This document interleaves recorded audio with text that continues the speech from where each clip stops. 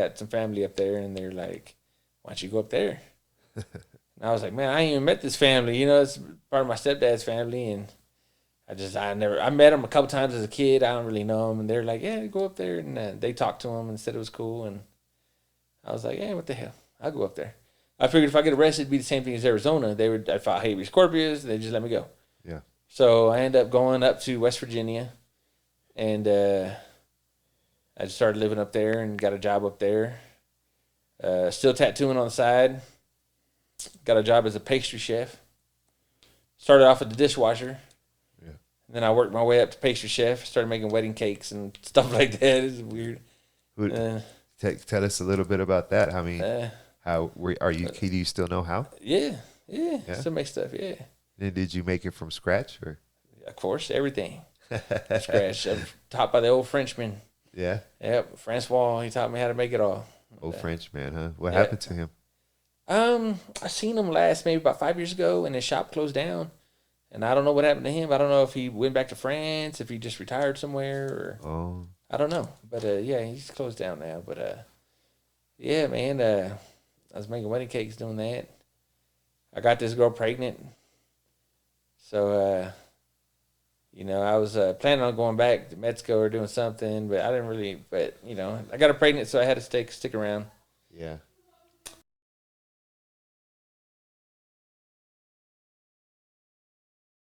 Okay, sorry about that. We had to take a little quick intermission. So you come back, you get a girl pregnant. Yes. So now you're kind of stuck. I'm stuck up here. My daughter's like 6 months old. My girl's slapping me in the car while I'm driving because she's absolutely crazy. Like what? And, hold on. Let's unpack this. Why are you being assaulted by your? She's girlfriend? crazy. She's crazy. I don't even remember. I don't even remember what reason? I did. No, I don't. So you're driving down the road. Yeah, she's fighting with me in the car. I get pulled over. The cop's like, you know, what are y'all doing? I didn't have no insurance. Didn't have no tags. I was riding dirty as hell. And I couldn't get a driver's license. You know what I mean? Because I had warrants and stuff. So he checks me out. He finds out I got warrants in Texas. He's like, you're going to jail. And wow. She's like, what are you talking about warrants? You know, she didn't even know nothing about it. And then I was like, you stupid ass. That's why I told you not to be hitting me while we're driving. You know what I mean? And so I go to jail in West Virginia. So she had no clue. No clue. Nobody had no clue. Nobody had no clue. Loose lips sink ships. You know what I'm saying? You got to know how to keep your mouth shut sometimes. And so, I get locked up in West Virginia, and I file habeas corpus again. It's like, I know this trick. It works. And I sat in there, and I was sitting out my habeas corpus, and I was about 60 days in. It takes 90 days to get out. I was a little over 60 days in, and one of the officers came up to the into my pod and was like, yo, you're out, or you're leaving. And I was like, damn, I'm going to Texas, you know what I mean? Because my 90 days wasn't up. So I'm like, they got me. I'm finally going back to Texas and go do my charges. So I go up to the front. They had me change out into my regular clothes I got arrested in and stuff, and they gave me a big stack of papers, and they walked me out the front door, and I was like, man, there's going to be like a Texas Marshal or something out here waiting on me. And I walked out the front door, there ain't nobody there. I just look around, I was just like, all right. So I just started walking. I was like, I ain't going to stick around and see what happens. So I start walking, I take off, and as I'm walking, I'm reading the papers. And while I was locked up, my court-appointed attorney, I asked him to send Texas a letter stating that if they're not going to extradite me, just quit arresting me. If I outside the state of Texas, just stop arresting me. But drop the charges, or drop the like the countrywide warrant. You know, just leave it in the state of Texas only. I won't go back to the state of Texas. But if you're not going to extradite me, you're just wasting my time. You're wasting taxpayer money. Just, you know what I mean. So he sent him a letter like that. So as I'm walking away from the jail, I read the letters and it says all charges dismissed. And I was like, what? You know what I mean? Like dismissed. And I said, due to lack of witnesses.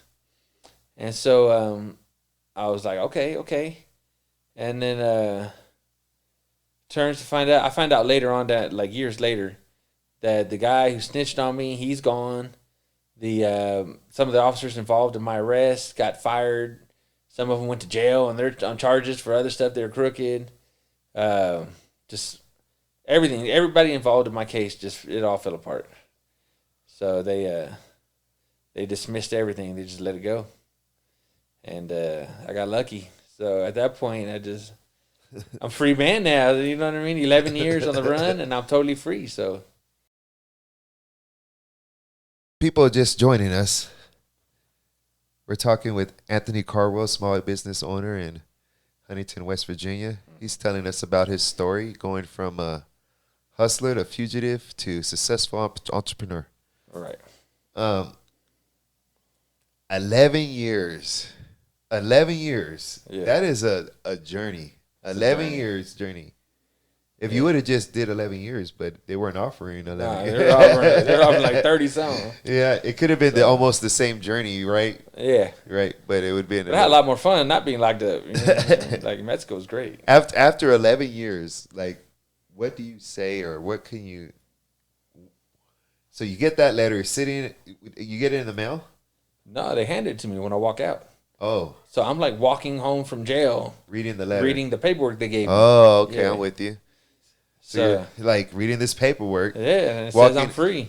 So after 60 days, so you spent 2 months in the county, Right. and you thinking, they say, hey, you're coming with us one day, and you're thinking, obviously, my 90 days hasn't passed, so they're going to come take me to Texas, Yes. and instead they hand you a letter and tell you get the hell out of here, Yes. and you take off walking, and you're reading this letter, Yes. and then the letter says, Says you're a free man. you're a free man, no more charges have Yeah. been dismissed, and later on you find out that Everybody involved just went to hell, and so they didn't have a case on me no more. so the police. So they just let it go. So, to be more precise, the police officers involved Uh-huh. were dismissed from their Yes. duty Yes. for different reasons, Yes. and the guy the witness involved, passed away. Yes. So there was nobody left Yeah. to atone for it. So that Texas just says screw it, Yeah. and, Just like that. and then I so was like, cool. you take that. So what do you do? So I go home. My girl's freaking out because I'm free. She never thought she was gonna see me again ever. And so I'm just there free, and I'm just like, I can do anything now. You know what I mean? Because before I had a minimum wage job. You know what I mean? And just because they don't ask no questions, no background check, and I would just I was like, man, I can do something now. It's like, so you don't gotta be a fugitive. right. So I was like, Yeah. first thing I want to do is get a good job. I'm tired of being broke. I've been broke for years. So we moved to Lexington, and I got a job for Apple. Yeah. And I was making good money, Yeah. real good money working for Apple. Yeah. And I was finally able to start do something, trying to improve. You know what I mean? Nobody wants to be poor forever. No. So Especially you come from nothing. I know right, personally where you come from, and you yeah, come from nothing. yeah. So I was like, Yeah. yeah, I'm gonna try to do something. You know what I mean? I'm too smart to live broke. I ain't having it. Yeah. So I worked for Apple. I started making good money. You're still with the crazy girl at the time? Still with the crazy girl, and then we ended up splitting up. And when we split up, I was like, well, I'm free. I got this good job. I'm still making money, but I don't have a driver's license yet. I still have warrants in Texas, but nothing big. They're like for speeding tickets that are super old and all kinds of stuff.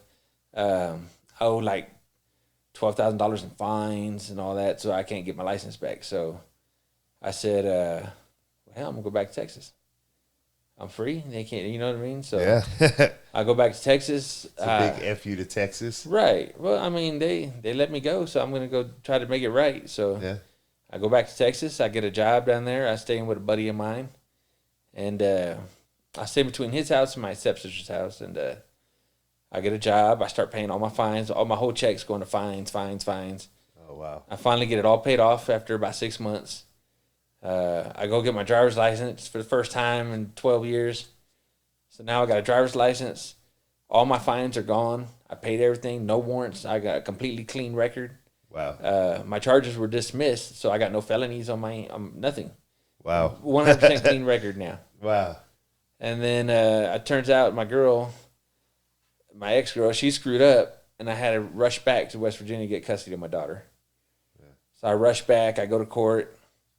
They try to tell me that I'm a neglect father, this and that. I prove otherwise, where I've been paying child support. The mother lied.